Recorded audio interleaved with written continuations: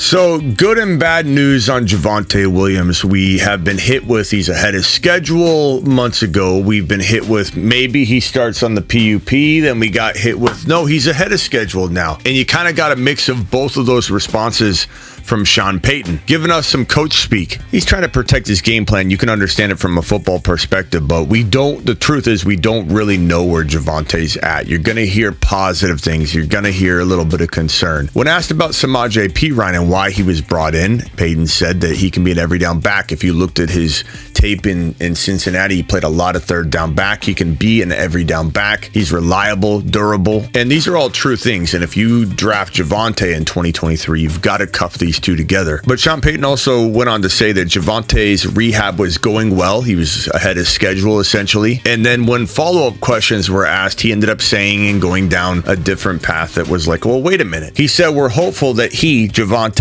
is someone that might not have to go on the PUP, saying that if a player's not ready at the beginning of camp, they go on PUP.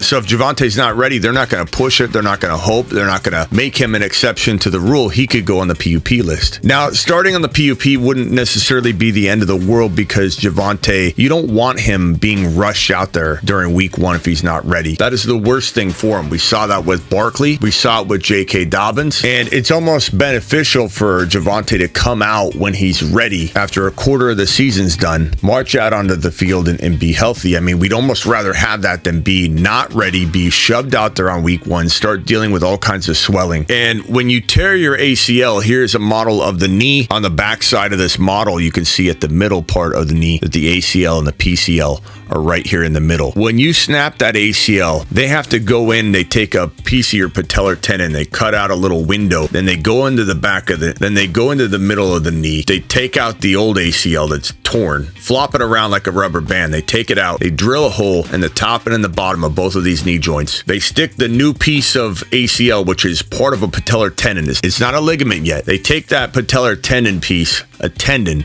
and they put that tendon in to become a ligament. It needs to die. It needs to change form. It takes time. The two holes that you insert the ACL into, they put screws in there, and the bone grows into the screws, and it needs to hold. There's so much that goes on with this procedure. This is why it should take 9 months to recover, but players push it to get onto the field earlier. And what happens is your body releases all kinds of swelling because it's not ready. So in the case of Barkley coming back too early, he was a big avoid for me. The writing was on the wall. He was coming back when he wasn't fully ready. He wasn't taking hits. He was barely in pads, running routes, cutting for the first time very close to week one, and they shove him out onto the field. Your knee is going to react badly to that. You're not used to cutting. You're not used to getting hit. Your knee's going to start swelling up like crazy on the daily. And so it's important to judge this properly. Send Javonte out onto the field when he's ready, and you might have a better long-term season outcome versus throwing him out there in week one, having a lot of swelling, setbacks. He's limited anyways because the knee's swelling up. We just have to hope that he's not at a point where his knee will even swell in week one. And it's possible. He's still a very young guy, and we're hearing a lot of positive stuff mixed with some confusing, almost negative stuff, which makes me feel like the positive stuff is just coach speak. But if it isn't, and he is able to get on the field in week one and not feel like he's pushing it, not feeling like, okay, this is the first time he's ever going to cut like Barkley. That's how Barkley felt. Barkley, the writing was on the wall. It was the easiest avoid in 2021 to not go near Saquon Barkley coming off his ACL tear. It is not about having an ACL tear. Like Breece Hall's not doomed because Barkley was doomed. Javonte's not doomed his first year back because Barkley was. And you can't keep saying, well, Adrian Peterson was an outlier. No one could have that kind of season. No one's asking any of these guys to have a 2,000-yard season coming off an ACL tear, but a very good first year back is possible. It's all about readiness for week one or readiness once you step out onto the field. If you shove a player onto the field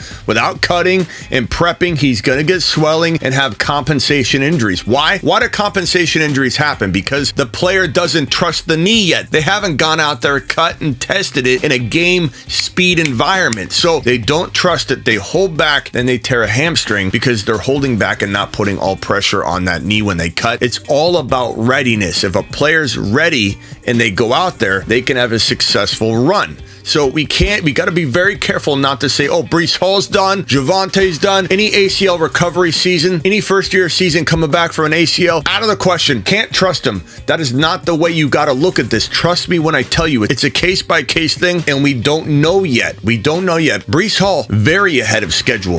If we get word that he falls back behind schedule, we will adjust and adapt as well. You got to look at this logically. You can't look at this from a blanket statement point of view and say, oh, this happened over here, has to happen over here. That is lazy. There's more to it than that. I just want to make sure we absolutely cuff these two together if we do go down the Javonte route. Now, let me compare something, though. Where was Barkley being taken? Round 1.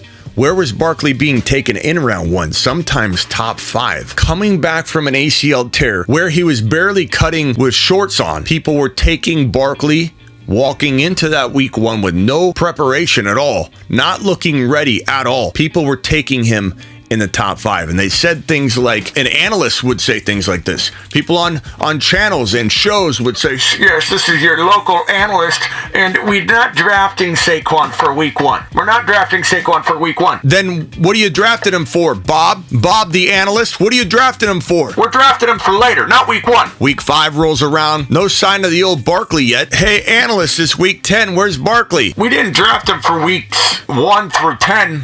He's coming, don't worry. That is not the way, as Mandalorian would tell you. The difference between that and Javonte is Javonte you can get around 6, 7, 8, depending on who you're drafting with. Now, the closer to 6, the more risk there will be, especially if he isn't ready for week 1. The 7 to 8 round territory is where I'm most comfortable because you can grab him as your flex play or your late running back too, because you stack really heavy at wide receiver, quarterback, tight end, and you come circling back around in round 7 or 8. And you grab Javonte and you cuff him to Samaje Perine. And that's a pretty good running back too, especially if you grab Charbonnet or Chase Brown and a couple other players that we really like to also support that movement of your running back 2, that late running back 2 stab. So I absolutely love Javonte Williams in that context, and I still draft him, even if I was told that he will start on the PUP. I don't really mind him at 7 or 8 if I'm cuffing him to Perine. And I have alternative players that can step in. Maybe I've got Alvin Kamara. Maybe I've got another RB that I just absolutely love, like DeAndre Swift fell to me in round 6. I took Javonte in round 7. I went 1 running back in rounds 1 through 5. So I did go late running back shopping, and then I started stacking up quick like at 5, 6, 7. So I go Jamar Chase in round 1. I take my 1 running back in the top 5 rounds in Breece Hall. Let's say I go the cigar smoking Joe Burrow in round 3. In round 4, I get Drake London or Christian Watson. And then in round 5, maybe round 5 or round 6, I go Swift and Javonte Williams. This is a pretty good build. This is a safe way to build your running back 2 going in round 5. 6, and then Perine later. That is a very safe running back too. Maybe your round 5 is a different player too, and you end up getting Javonte in round 7, and you get Alvin Kamara in round 6, or Javonte in round 6 and Kamara in round 7, depending on who you're drafting with. Kamara goes in 6, 7, 8. It really just depends. These are all great approaches for Javonte. But again, the very important part is that we can't compare him to Barkley, because Barkley went as a top 5 or at least a first round pick in most all formats. In almost every single part of that offseason, whether it was March or whether it was August, he went in round 1. Javonte in round 7's apples to oranges. So stay tuned on Javonte. I'm sure I'll have more news very, very soon, and we'll adjust and adapt and start pushing him around the board and letting you know where he's safe, where he isn't safe. He wouldn't be safe as a 5th round pick. If anybody takes this news, and there have been a couple people that have DM'd me comments, Instagram, all over the place, that say, hey, it's going well. Did you hear this? He's going to skyrocket, right, Smitty? Where do we take him now? And then somebody